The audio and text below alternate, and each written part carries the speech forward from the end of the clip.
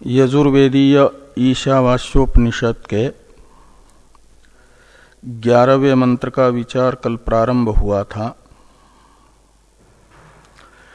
नवम मंत्र तथा दशम मंत्र में समुच्चय का हेतुभूत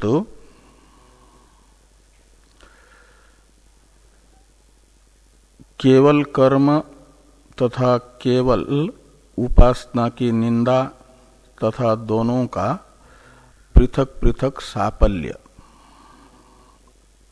ये बताया गया। जो सफल हो उसका त्याग नहीं हो सकता, सफल साधन का। उसका जो फल है उसे चाहने वाले उसे उपादेय मानेंगे, हे नहीं समझेंगे। और निंदा की गई तो निंदा तो त्याग के लिए प्रायः देखी जाती है। और नवम मंत्र में एक एक के अनुष्ठान की निंदा श्रुति ने की है। इससे यह प्रतीत हो रहा है कि श्रुति एक एक को सफल भी बता रही है और निंदा भी कर रही है, तो दोनों का आपस में विरोध सा प्रतीत हो रहा है दो मंत्रों का। और दो मंत्र जो पास पास में ही पढ़े हुए हैं ये परस्पर विरोधी अर्थ का कथन नहीं कर सकते। श्रुति में जहां निंदा की जाती है जिस साधन की, वह हे माना जाता है, त्याज्य माना जाता है। और जिसको सफल बताया जाता है उसे उपादेय माना जाता है। यहां केवल कर्म को ही सफल भी बताया गया और निंदा भी की गई। केवल उपासना को सफल भी बताया गया और निंदा भी की गई। तो केवल कर्म में निंदा होने के कारण या तो हेयत्व मानो और केवल कर्म का फल बताने के कारण या तो उसे उपादेय मानो। तो श्रुति को केवल कर्मानुष्ठान हेयत्वेन रूपेण अपेक्षित है या उपादेयत्वेन रूपेण अपेक्षित है। और एक ही साधन में हेयत्व और उपादेयत्व ये परस्पर विरोधी धर्म रह नहीं सकते, ये विरोध है। और निंदा करके हे बता रही है और सफल बता करके उपादेय बता रही है, का मतलब विरोधी धर्म का कथन कर रही है। ऐसे केवल उपासना को भी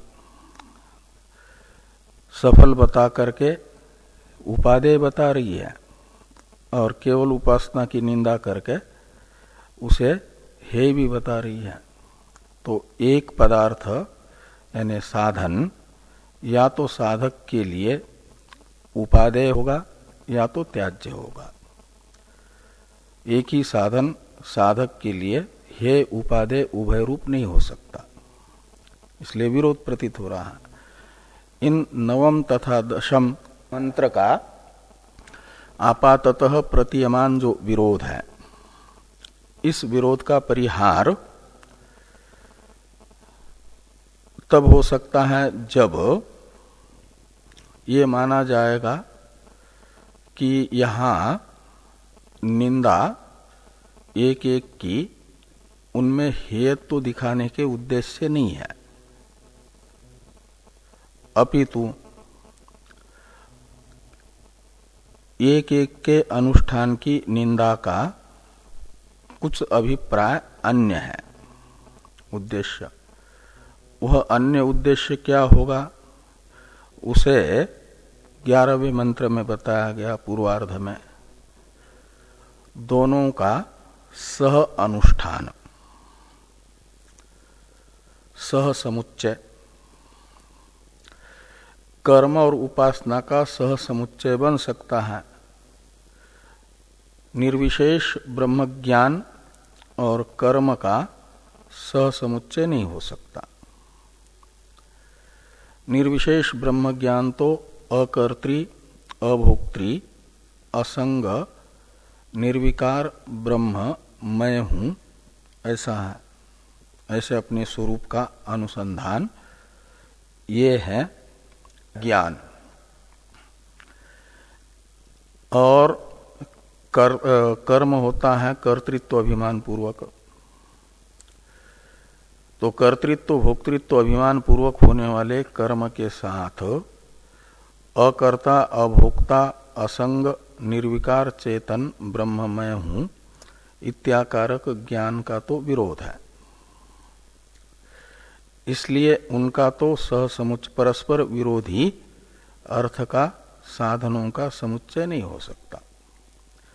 लेकिन उपासना और कर्म का आपस में विरोध नहीं है।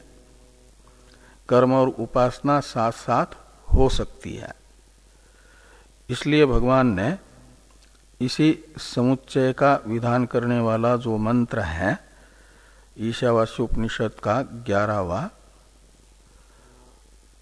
उसी को आधार बना करके 7वें अध्याय में कहा माम अनुस्मर युध्यच। एक कर्म उपासना का समुच्चय अनुष्ठान विधायक उपासना वाक्य, क्या नाम वो गीता वाक्य है। अनुस्मर लोट लकार है और युद्ध ये भी लोट लकार है। ये और च शब्द है समुच्चय अर्थ में, माम अनुस्मर युध्यच। तो युद्ध इससे कर्म का विधान हो रहा है। क्षत्रिय का कर्तव्य युद्ध है ना। और अनुस्मरण शब्द से लिया जा रहा है उपासना को, और लोट लकार विधि अर्थ में है। लोट लकार विद्यादि अनेकों अर्थों में होता है ना। लोट च विधि निमंत्रण आमंत्रण, इस सूत्र के पास में अष्टाध्यायी में लोट च सूत्र आता है, और उससे जिस अर्थ में लिंग लकार होता है उसी अर्थ में लोट भी होता है। तो विधि अर्थ में लोट हुआ। और वह अनुस्मरण शब्दित उपासना और युद्ध शब्दित कर्म का विधान कर रहा है। और च शब्द बता रहा है साथ साथ करने हैं, समुच्चय है ना। तो इसीलिए गीता को उपनिषदों का सार कहा जाता है। सर्वोपनिषदों का वो दोग्धा गोपाल नंदन के अनुसार। तो गीता उपनिषद मूलक है। तो माम अनुस्मर युद्धे च, इससे जो कर्म उपासना साथ साथ करने के लिए भगवान कह रहे हैं उसका मूल उपनिषदों में कहाँ पर है, ऐसा यदि कोई पूछे तो यही वाक्य बताया जा सकता है। 11वां मंत्र, इसमें विद्यांच यस्तद वेदो भयम सह, ये जो पूर्वार्ध है 11वें मंत्र का, इससे ज्ञान कर्म का समुच्चय विधान हो रहा है।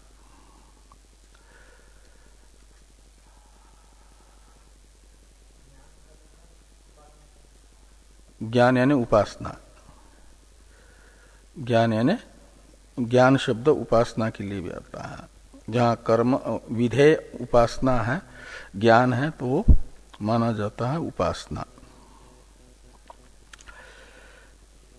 तो तद उभयम सह यह वेद, ऐसा द्वितीय हाँ, मन प्रधान होती है उपासना। इसलिए मन का व्यापार और शरीर कर्मेंद्रिय का और शरीर का व्यापार साथ साथ हो सकता है।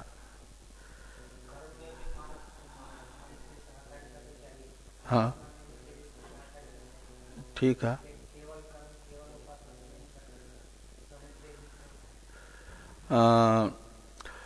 जब केवल उपासना करते हैं तो उस समय तो बैठ करके भी उपासना की जा सकती है कर्म इंद्रियों के व्यापारों को, बाह्य कर्म इंद्रियों के व्यापारों को और शरीर के व्यापार को रोक करके मन से शास्त्रीय चिंतन उपासना जो सगुण की बताई गई वो की जा सकती है।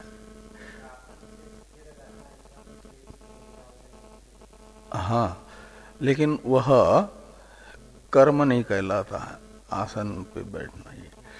और केवल कर्म कर रहे हैं और मन से विषय चिंतन हो रहा है, उपासना तो है शास्त्रीय चिंतन, सगुण ब्रह्म का शास्त्रीय चिंतन, शास्त्रानुसार चिंतन, ये उपासना मानी जाती है। तो कर्म करने वाले शरीर और बाह्य इंद्रियों से कर्म कर सकते, लेकिन मन से विषय चिंतन कर सकते हैं। विषय है कर्म फल संसार, और फल पर दृष्टि रख करके उसी का चिंतन हो सकता है ना, तो उपासना नहीं मानी जाएगी। और मन से शास्त्रीय चिंतन कर रहा है और कर्म भी कर रहा है तो माना जाता है कि फिर वह कर्म और उपासना का समुच्चय कर रहा है। मन से भी शास्त्र जिस सगुण के स्वरूप का चिंतन करने के लिए बता रहा है वही चिंतन कर रहा है, विषय चिंतन नहीं कर रहा है। और शरीर इंद्रिय का शास्त्र जो व्यापार बता रहा है अग्निहोत्रादि करे करके, उनसे अग्निहोत्रादि शास्त्रीय व्यापार ही कर रहा है, क्रियाएं कर रहा है, तो माना जाता है उपासना और कर्म का समुच्चय अनुष्ठान कर रहा है।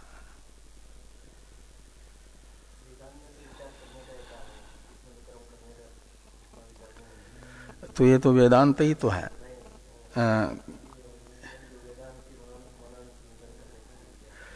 वो होता है अधिकारी भेद से जो निर्विशेष का ज्ञान ब्रह्म के चिंतन के अधिकारी है, उसके लिए ज्ञान निष्ठा रूप साधन है, और कर्म निष्ठा रूप साधन है जो निर्विशेष ब्रह्म चिंतन का अधिकारी नहीं है, उनके लिए ज्ञानाधिकारी संपादक साधन है ये कर्म।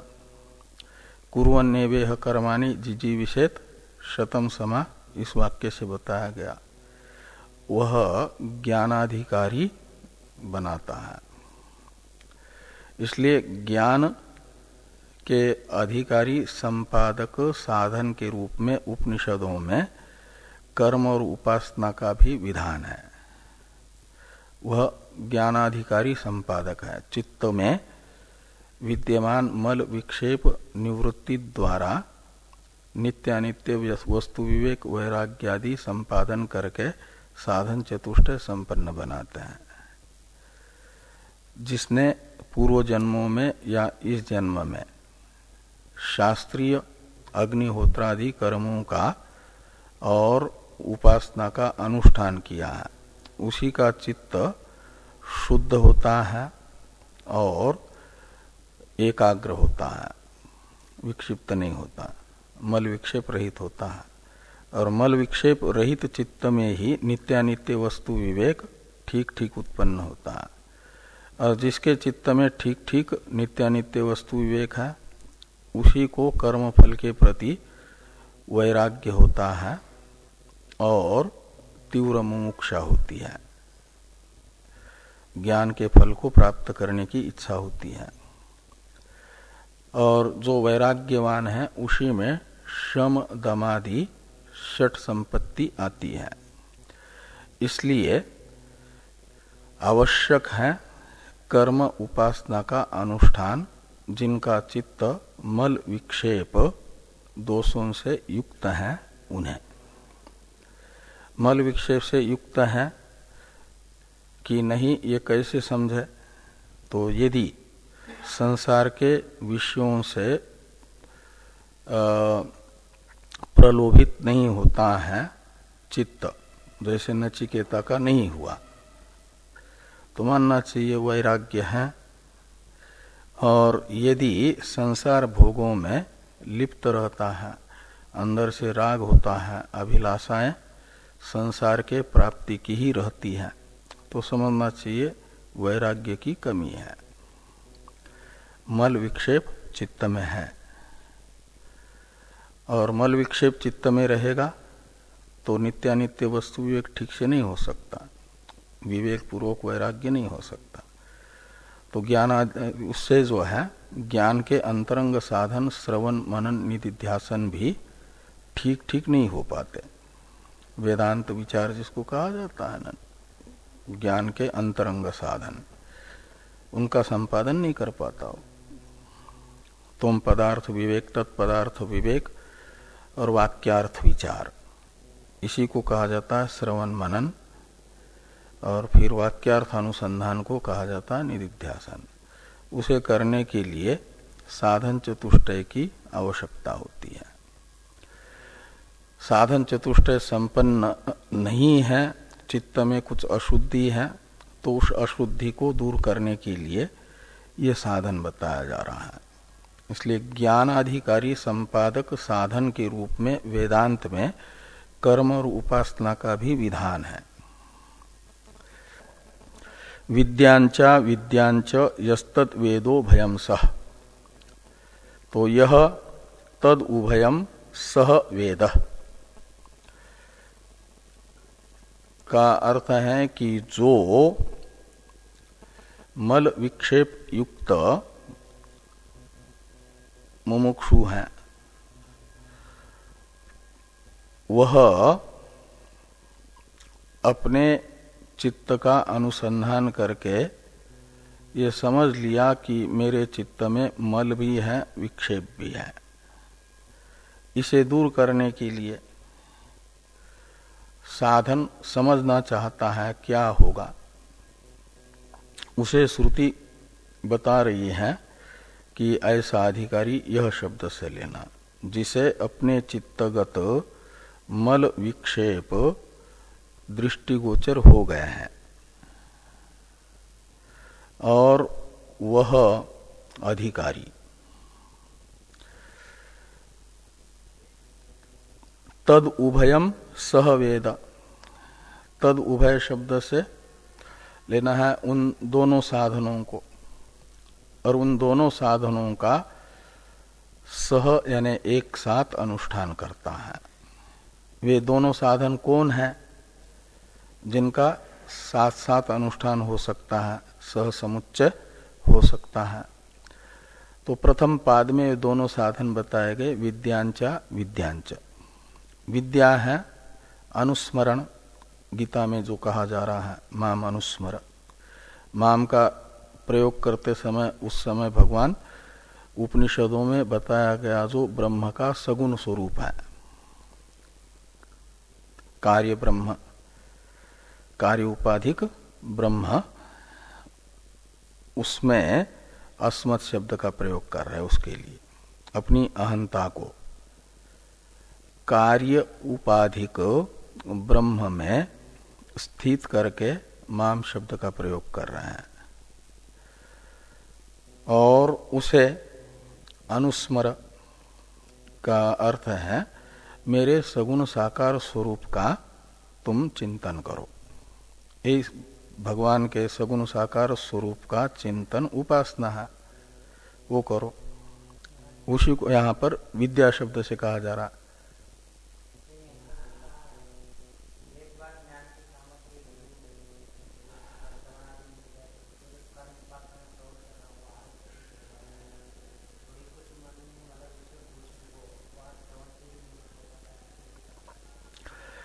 तो लेकिन उसी को अपने श्रेय का साधन समझ करके वही करता रहे तो जो चित्तगत आंशिक मल और विक्षेप है वह दूर हो जाते हैं।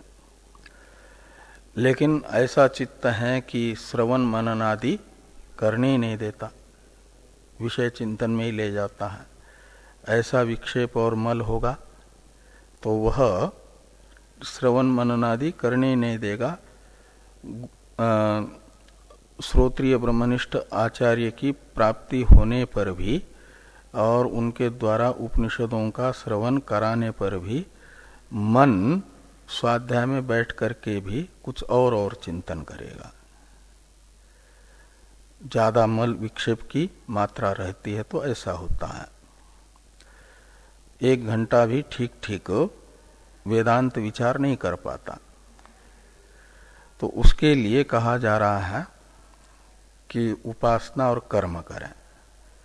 और जो वेदांत का चिंतन 24 घंटे में 8 घंटा ठीक ठीक कर सकते हैं, उनके लिए कर्म उपासना समुच्चय की आवश्यकता नहीं है। वो वेदांत चिंतन करते करते ही ज्ञान प्राप्त कर सकते हैं।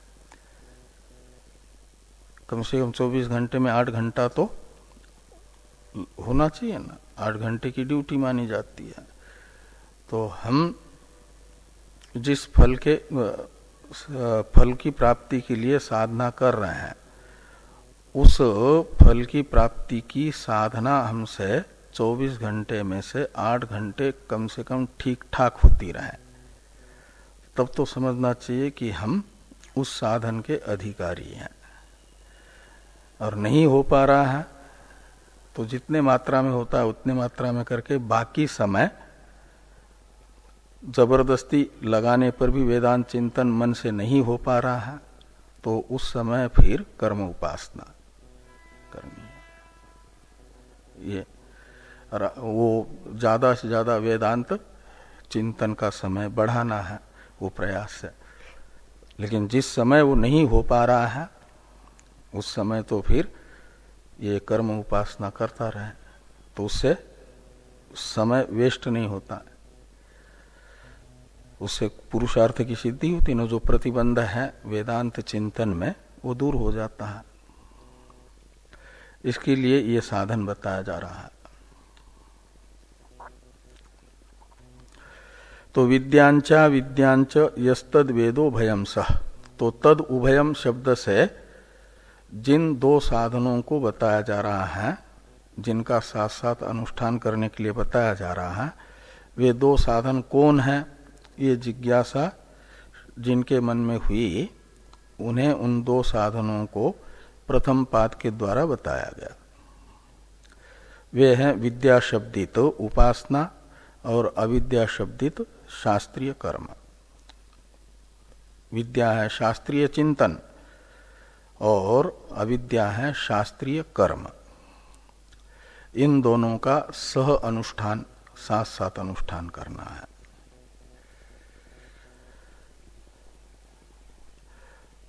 तो एक साथ इन दोनों का अनुष्ठान करते हैं तो सह समुच्चय का फल बताया जा रहा है। अविद्यया मृत्युं तीर्त्वा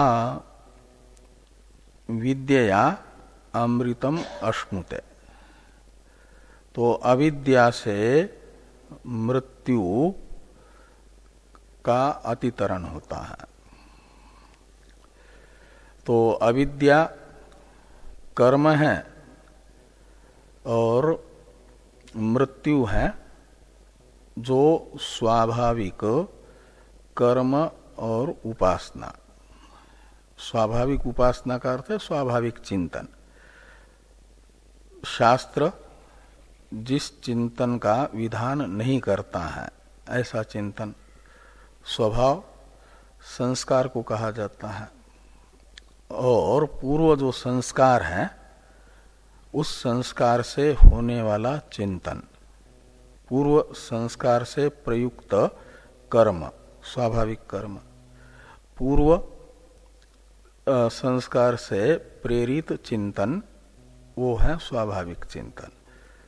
और पूर्व संस्कार कर्म तथा चिंतन के प्रवर्तक अशुभ हैं, यदि कुत्सित संस्कार है यदि, तो फिर कुत्सित ही शास्त्र निषिद्ध ही वो कर्म का संस्कार शास्त्र निषिद्ध कर्म में ही प्रवृत्त कराएगा और शास्त्र निषिद्ध चिंतन का संस्कार बुद्धिस्थ शास्त्र निषिद्ध चिंतन में ही प्रवृत्त कराएगा। उसे कहा गया मृत्यु शब्द से। यहां पर शास्त्र निषिद्ध कर्म तथा चिंतन ये मृत्यु है और उसका तरण हो जाता है, यानी निवृत्ति हो जाती है। किससे? तो अविद्या से। तो अविद्या है शास्त्रीय कर्म। तो शास्त्रीय कर्म का अनुष्ठान करने वाला जो है वह स्वाभाविक कर्म तथा चिंतन में प्रवृत्त करने वाले जो संस्कार हैं उन संस्कारों को शिथिल कर देता है। जैसे जैसे शास्त्रीय कर्म की मात्रा बढ़ती है तो ये नियम है कि व्यक्ति जो कार्य करता है उसके चित्त में फिर वैसा ही कार्य करने का संस्कार पड़ता है। इसी को अभ्यासवशात स्वभाव बन जाता है, कहता है ना। तो शास्त्र ने बताए हुए ही कर्म करता जा रहा है तो उससे शास्त्रीय कर्म के संस्कार बुद्धि में प्रबल होते जाएंगे और शास्त्रीय संस्कार की मात्रा यदि बुद्धि में प्रबल होगी तो अशास्त्रीय जो कुत्सित संस्कार थे वह कमजोर होंगे। इन्हें ही उपनिषदों में रूपक के माध्यम से असुर कहा गया है। शुरू में असुरों की मात्रा अधिक होती है और देवताओं की मात्रा यानी शुभ संस्कारों की मात्रा कम होती है।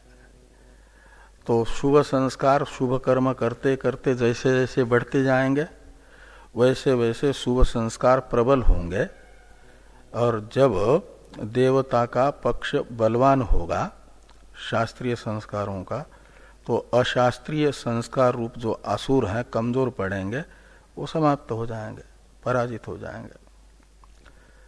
तो ऐसा चित्त अशास्त्रीय संस्कारों से रहित जिसका है वह अशास्त्रीय चिंतन और अशास्त्रीय कर्म नहीं करेगा, उसका वो समाप्त होगा। इस प्रकार ये मृत्यु का अतितरण होगा। मृत्यु अतितरण यहाँ पर फल बताया गया और उसका साधन बताया गया अविद्या शब्दित कर्म को। अविद्या में जो तृतीया है वह अपने प्रकृति अर्थ में साधनत्व बता रही है।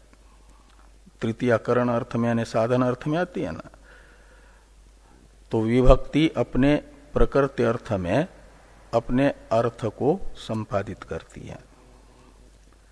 तो तृतीया विभक्ति का अर्थ साधन है और वो बताएगी साधन को। कौन है साधन? तो उसका प्रकृति अर्थ। तो तृतीया ता विभक्ति का प्रकृति है अविद्या शब्द और अविद्या शब्द का अर्थ है शास्त्रीय कर्म, अग्निहोत्रादि संध्या वंदनादि शास्त्रीय कर्म, ये है अविद्या पदार्थ प्रकृति अर्थ। उसे तृतीया ने बताया साधन। साधन है तो उसका फल होता है, तो फल बताने वाला शब्द है मृत्युन तीर्थवा में मृत्युतरण। तो स्वाभाविक कर्म तथा चिंतन रूप जो मृत्यु है यानी कुत्सित संस्कार है, पाप कर्म है और अशास्त्रीय चिंतन है, वह नहीं हो रहा है जिसके चित्त से, तो शास्त्रीय चिंतन होगा। ये कर्म का तो फल हुआ, अशास्त्रीय चिंतन की भी निवृत्ति। और विद्या क्या करेगी? अविद्या से ये सब हुआ तो कहा ये जो शास्त्रीय चिंतन रूप विद्या है उपासना है, कर्म के साथ अनुष्ठित उपासना। कर्म ने तो मृत्यु को दूर कर दिया, और विद्या क्या कराएगी? तो विद्या अमृतत्व को प्राप्त कराएगी। इसलिए कहते हैं विद्या अमृतम अश्नुते। तो इसमें विद्या में भी तृतीया साधनत्व को बताने के लिए है अपने प्रकृति अर्थ में। तो तृतीया विभक्ति की प्रकृति है यहाँ पर विद्या। विद्या शब्द का अर्थ है उपासना। तो उपासना साधन है, उपासना रूप साधन से विद्या का अर्थ निकलेगा। क्या होता है? तो अमृतम अश्नुते। अश्नुते का अर्थ है प्राप्नोति। अमृतम शब्द का अर्थ है यहाँ पर सायुज्य, देवता भाव की प्राप्ति। देवता भाव में देवता शब्द का अर्थ है कार्य ब्रह्म, जिसकी उपासना कर रहे थे वह। तो कार्य ब्रह्म है हिरण्यगर्भ, जिसे कहा जा रहा है गीता में माम शब्द से, माम अनुस्मर में। तो माम शब्द का प्रयोग कार्य ब्रह्म के लिए भगवान ने किया, मेरा स्मरण करो। उससे क्या होगा? तो वह प्राप्त कर लेता है उस ब्रह्म को, सायुज्य की प्राप्ति होती है। और जिसे हिरण्यगर्भ का ब्रह्म का सायुज्य प्राप्त होता है, कार्य ब्रह्म का, वह ब्रह्मा के साथ फिर ज्ञान प्राप्त करके मुक्त हो जाता है। तो इस प्रकार यह क्रम मुक्ति का साधन बन जाती है कर्म समुचित उपासना।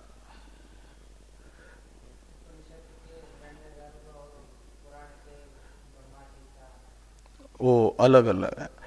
उपनिषदों के हिरण्यगर्भ के द्वारा नियुक्त एक प्रकार से ये है। हाँ, वो उपनिषदों के हिरण्यगर्भ तो वो करते हैं स्थूल सृष्टि की रचना। वो समष्टि सूक्ष्म उपाधिक है ना, और ये जो ब्रह्मा जी है पुराणों के, उनका तो ब्रह्मलोक और ये सब स्थूल उपाधिक है।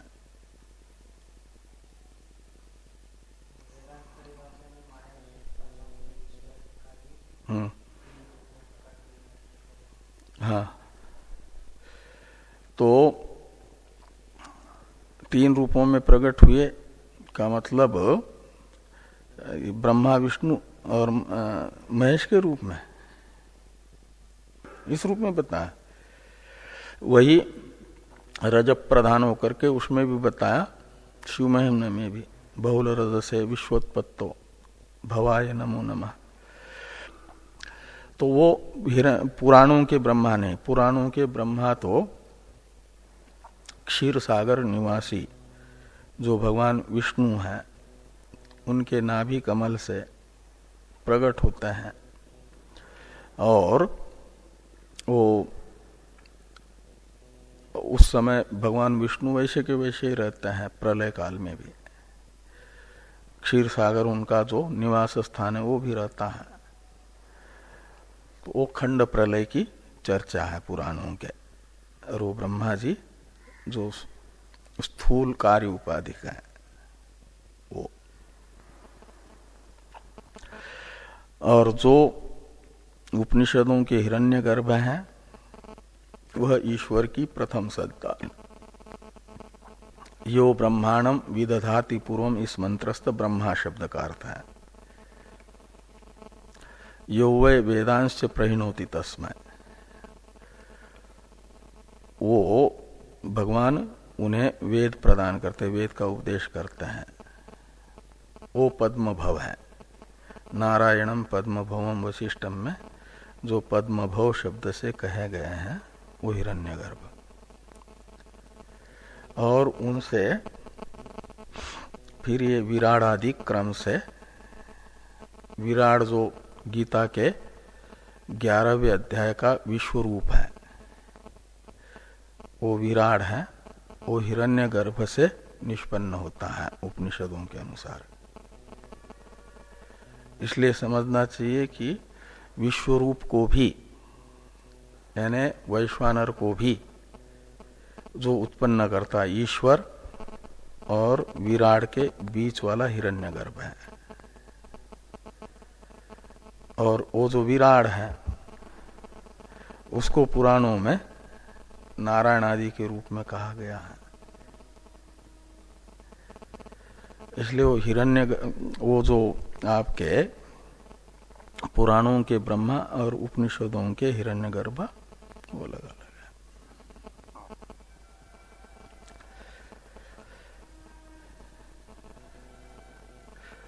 तो विद्यया यानी उपासनया, अमृतम अश्नुते में अमृत शब्द देवतात्म भाव की प्राप्ति के लिए है, देवतात्म भाव को बताने के लिए है, और अश्नुते का अर्थ है उसकी प्राप्ति होती है।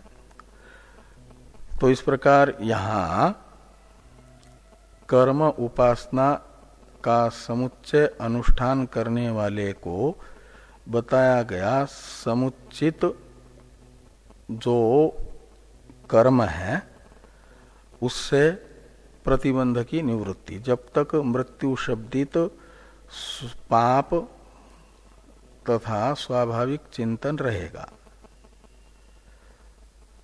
तब तक हिरण्यगर्भ का सायुज्य प्राप्त नहीं होता।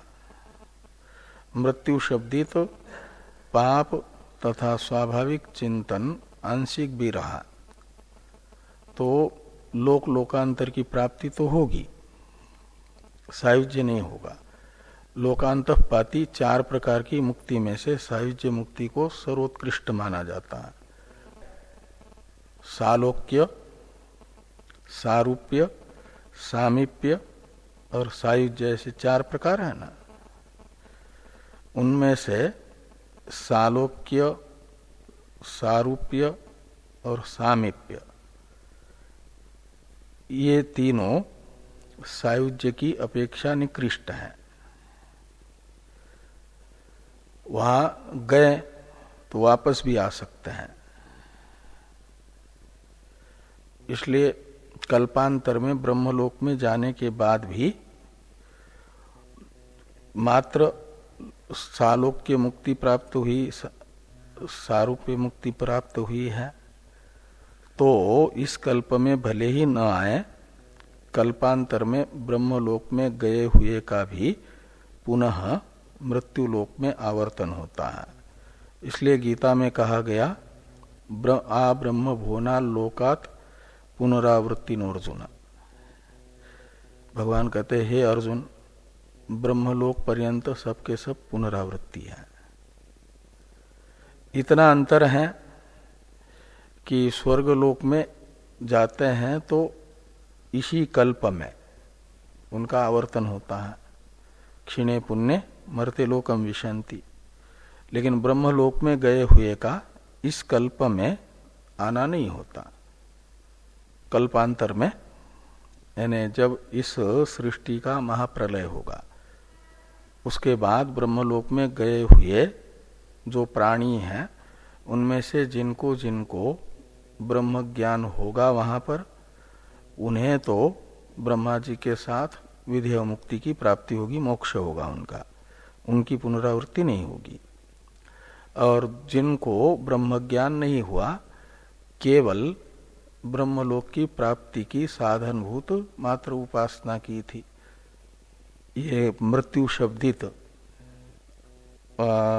पाप और स्वाभाविक चिंतन पूरा पूरा दूर नहीं हुआ था, तो इसलिए सायुज्य मुक्ति प्राप्त नहीं हो पाई। जिनको वे मुक्त नहीं होता है, उनका कल्पांतर में जन्म होता है।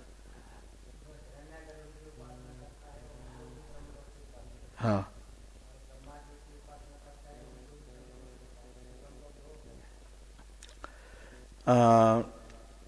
चार है, दो नहीं चार। ये जो भूर्भुव स्व त्रिलोकी कहा जाता है ना, इसी सोह में फिर और 3 जोड़ दीजिए, मह जनः तपः। ठीक है, ये शिवलोक, साकेत लोक, गोलोक ऐसे अवान्तर बहुत है। तो ब्रह्मलोक के मान लो अनेक प्रांत हैं। ब्रह्मलोक एक खंड है, जैसे एशिया खंड, यूरोप खंड, अफ्रीका खंड, और उसमें अनेक देश होते हैं ना, ऐसे स्व नाम का एक पूरा खंड है, और उसमें फिर अवान्तर ये 4 हैं। उनमें से ये पुराणों के ब्रह्मा, विष्णु, महेश और गोलोक, साकेत लोक आदि ये अवान्तर भेद होते हैं। और ये कहा जाता है कि जो ब्रह्मलोक है वही शिव उपासक को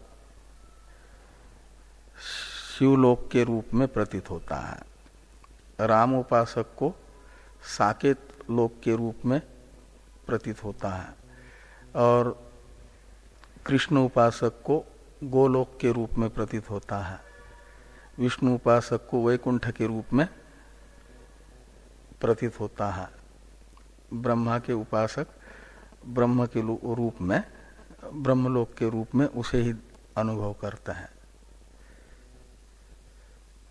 तो उनके अवान्तर भेद मान लो, जैसे भारत के अवान्तर प्रांत हैं अनेक भेद, तो जिस किसी भी प्रांत में रह रहा है तो भारत में निवास कर रहा है, ऐसे वे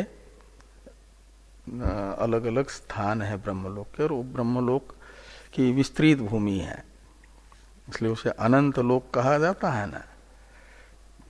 और उसके अवान्तर प्रांत जैसे हैं उसमें इनके वो सब लोक हैं, ऐसा समझना। तो विद्या अमृतम अश्नुते, इससे बताया गया कि उपासना से देवता भाव रूप अमृतत्व की प्राप्ति होती है, सायुज्य की प्राप्ति होती है। भाष्य को देखिए,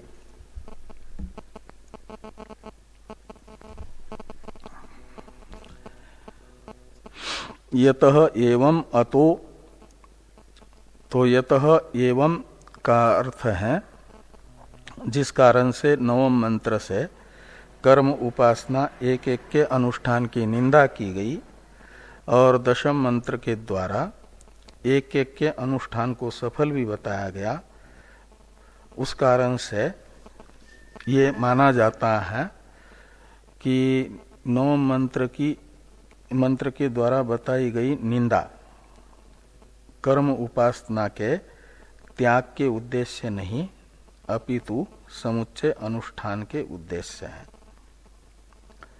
अतः तो जिस समुच्चय अनुष्ठान के उद्देश्य से इन्हें सफल बताया गया तथा निंदित भी किया गया, वह समुच्चय अनुष्ठान विधान करने वाला यह मंत्र है।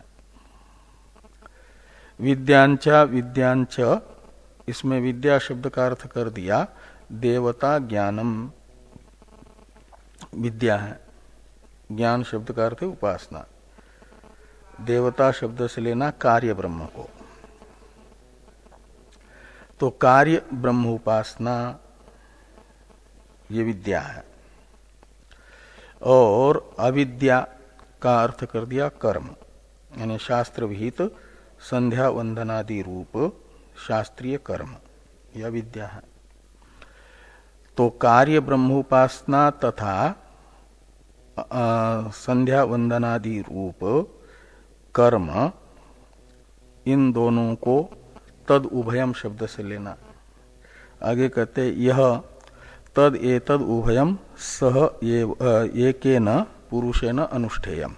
सह शब्द का अर्थ करते हैं युगपत, एक पुरुष के द्वारा अनुष्ठेय। वेद यानी जानता है, और जान करके फिर स्वयं कार्य ब्रह्म की उपासना भी करता है और संध्या वंदन आदि कर्म भी करता है। ये इतना वेद शब्द का अर्थ निकलेगा। इसलिए 1 नंबर टिप्पणी में टिप्पणीकार कहते हैं कि विदित्वा अनुतिष्ठति इत्यर्थ। वेद शब्द का ये अर्थ है कि शास्त्रीय कर्म तथा कार्य ब्रह्म की उपासना एक पुरुष कर सकता है, ऐसा समझ करके स्वयं करता है। उपासना भी और शास्त्रीय कर्म भी समुच्चय अनुष्ठान करता है, जो उसे फल बताया जा रहा है उत्तरार्ध के द्वारा। तस्य एवं समुच्चय कारिणः,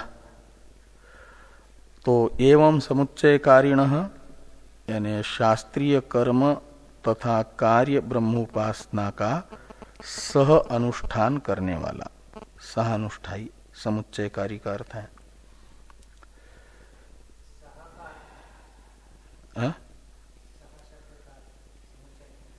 हाँ, एक कालावच्छेदेन, सह का अर्थ है एक कालावच्छेदन, युगपद।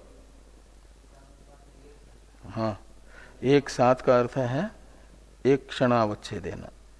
जिस समय वो ये भी कर रहा है, स्वाहा स्वाहा भी, अग्निहोत्र भी कर रहा है, उस समय भी शास्त्रीय चिंतन भी कर सकता है, उपासना भी कर सकता है। क्रम समुच्चय नहीं है कि पहले कर्म किया फिर उपासना की, वो तो क्रम समुच्चय तो ज्ञान के साथ भी हो जाता है।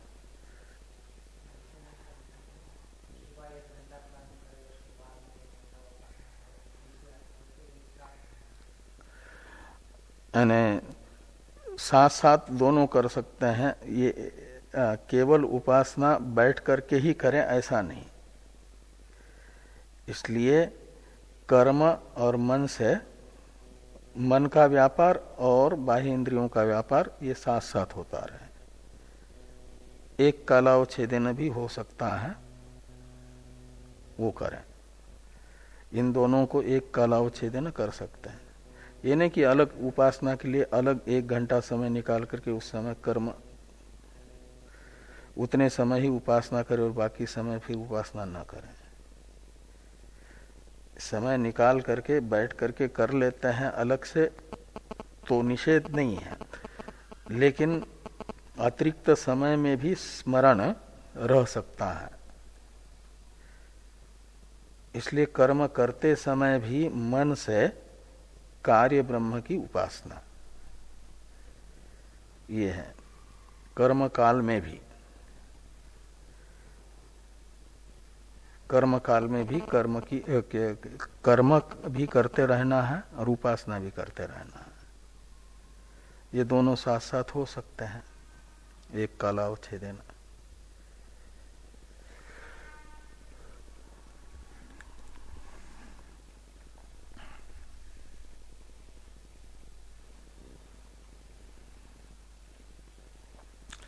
तो एवं समुच्चयकारिणः एव एक पुरुषार्थ संबंध, तो जो 11वें मंत्र के पूर्वार्ध के द्वारा विहित कर्म उपासना का समुच्चय अनुष्ठान कर रहा है, उसी को एक पुरुषार्थ का संबंध होता है। संबंध शब्द का अर्थ है प्राप्ति, पुरुषार्थ शब्द का अर्थ है फल, और एक पुरुषार्थ का अर्थ है एक फल।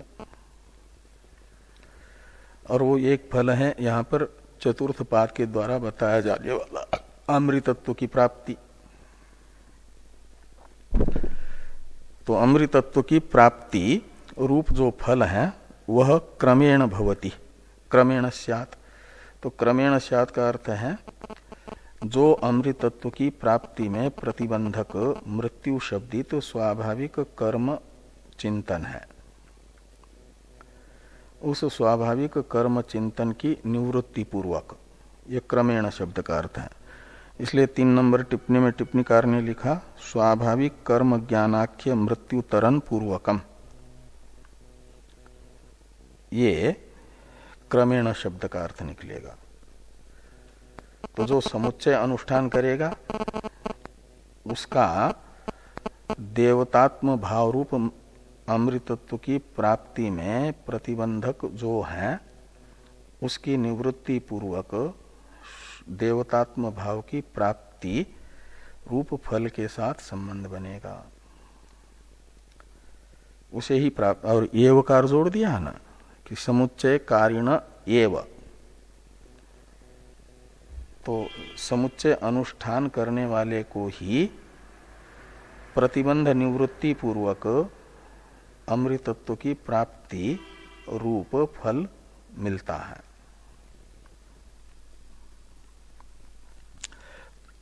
तो समुच्चय कारिण एव एक पुरुषार्थ संबंध क्रमेण स्यात् इति उच्यते, यह उत्तरार्ध के द्वारा बताया जा रहा है,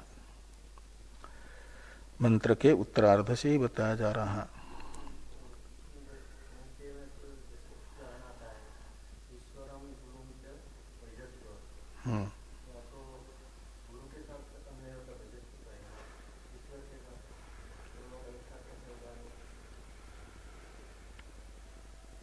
च शब्द समुच्चय कर रहा है ना, तो ईश्वर और गुरु दोनों का भजन करो, यानी दोनों की भक्ति करो, ये बताया जा रहा है। तो एक क्रिया के साथ दो कर्म का अन्वय किया जा रहा है, तो एक क्रिया के साथ दोनों का अन्वय हो सकता है।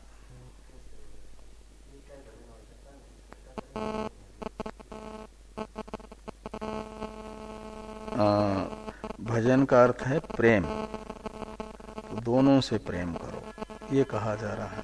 प्रेम का अर्थ होता है जिससे हम प्रेम करते हैं उसकी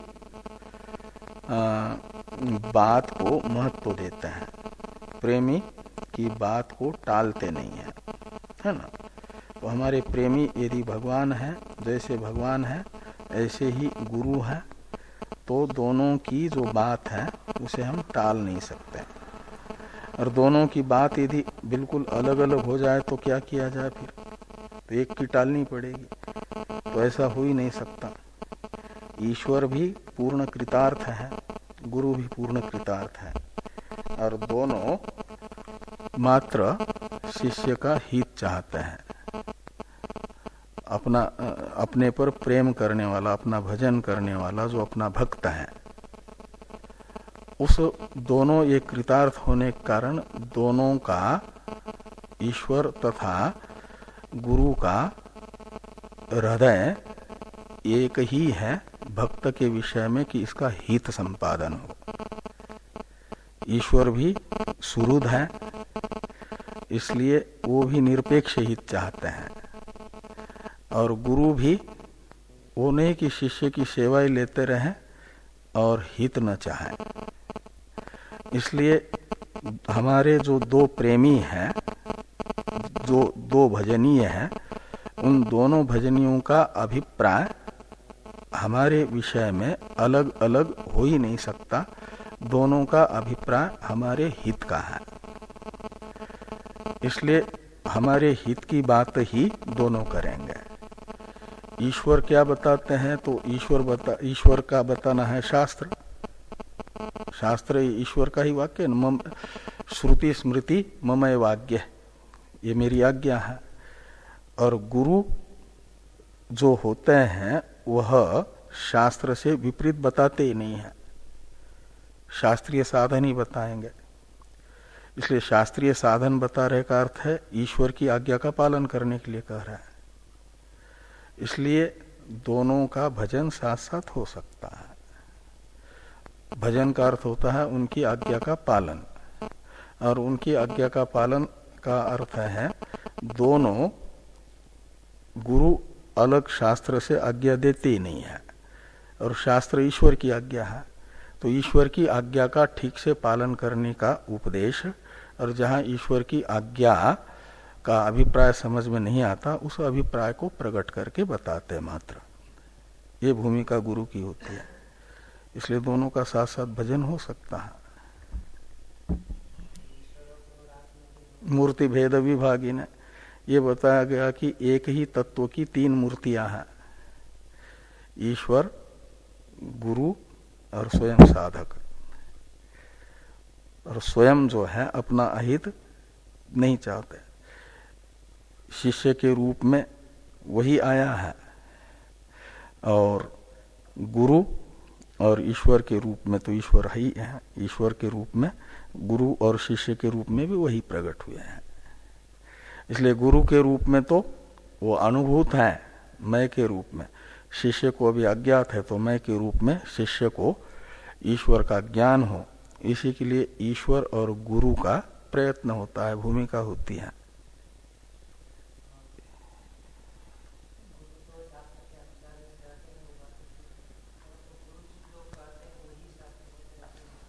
हाँ, शास्त्र, इसलिए शास्त्र होता है यदि ब्रह्मनिष्ठ है। हाँ, तो ब्रह्मवेद ब्रह्मैव भवति के अनुसार वो ब्रह्मरूप ही है, और ब्रह्मरूप होने से उनका चिंतन दूसरे ओर जा ही नहीं सकता। जिनका चिंतन और कहीं जा रहा है वह ब्रह्मज्ञानी ही नहीं है।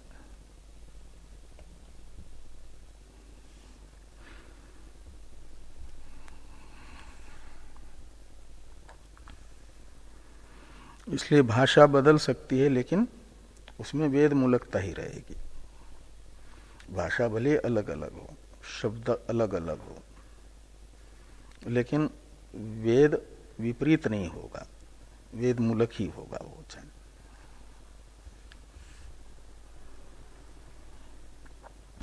तो तस्य एवं समुच्चय कारिण एव एक पुरुषार्थ संबंध क्रमेण स्यात् इति उच्यते। ये उत्तरार्ध के द्वारा बताया जा रहा है। अविद्यया यानी कर्मणा अग्निहोत्रादिना, उत्तरार्ध में जो प्रथम पद है अविद्यया, उसका अर्थ कर दिया अग्निहोत्रादिना कर्मणा। ये जो शास्त्रीय अग्निहोत्रादि कर्म है, इन कर्मों से क्या होता है, तो मृत्यु तीर्थवा में मृत्यु शब्द का अर्थ करते हैं स्वाभाविकम कर्म ज्ञानंच। तो स्वाभाविक कर्म और स्वाभाविक ज्ञान, स्वाभाविक ज्ञान होता है विषय चिंतन। तो स्वाभाविक कर्म तथा विषय चिंतन यही मृत्यु है। यह मृत्यु शब्द वाच्यम, श्रुतिस्थ मृत्यु शब्द का अर्थ है स्वाभाविक कर्म स्वाभाविक चिंतन। और उभयम, ये मृत्यु शब्द वाच्यम, उसे तीर्थवा, तीर्थवा का अर्थ करते हैं अतिक्रम्य, यानी उसकी निवृत्ति होती है। और विद्या, विद्या शब्द का अर्थ कर दिया देवता ज्ञानेन। देवता ज्ञान में देवता शब्द का अर्थ है कार्य ब्रह्म, इसलिए देवता ज्ञानेन का अर्थ निकलेगा कार्य ब्रह्म उपासनया।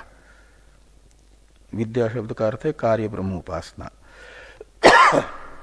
और कार्य ब्रह्म उपासनया अमृतम यानी देवतात्म भावम अश्नुते प्राप्नोति, देवतात्म भाव की प्राप्ति होती है। यही अमृतत्व है, देवतात्म भाव यानी हिरण्यगर्भ भाव की प्राप्ति। जो हिरण्यगर्भ की उपासना करते हैं, धीरे धीरे हिरण्यगर्भ की अहंग्र उपासना करने वाले उपासक की अहंता जो वेष्टि उपाधि में स्थित थी, वह निकल करके हिरण्यगर्भ की जो उपाधि है, हिरण्यगर्भ का जो कार्यकरण संघात है, वही इसकी अहंता का आलम्बन बन जाता है। इसे ही सायुज्य की प्राप्ति कहा जाता है। जिस देवता के सायुज्य की प्राप्ति होती है, उस देवता की अहंता का आलम्बन भूत जो कार्यकरण संघात होता है, वही उपासक के भी अहंता का आलम्बन बन जाता है। अलग कोई आलम्बन नहीं होता। कार्यकरण संघात, देवता का कार्यकरण संघात और उपासक का कार्यकरण संघात एक हो जाता है। दोनों की अहंता उसी कार्यकरण संघात में होती है। तो ये अमृतत्व की प्राप्ति है यहाँ।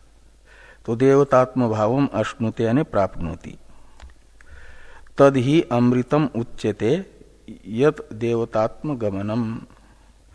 तो अमृत शब्द का प्रयोग इंद्रादि देवता स्वर्ग में जो एक पेय के रूप में प्राप्त अमृत है, पीते हैं इंद्रादि देवता, उसे भी अमृत कहते हैं, समुद्र मंथन से निकला हुआ।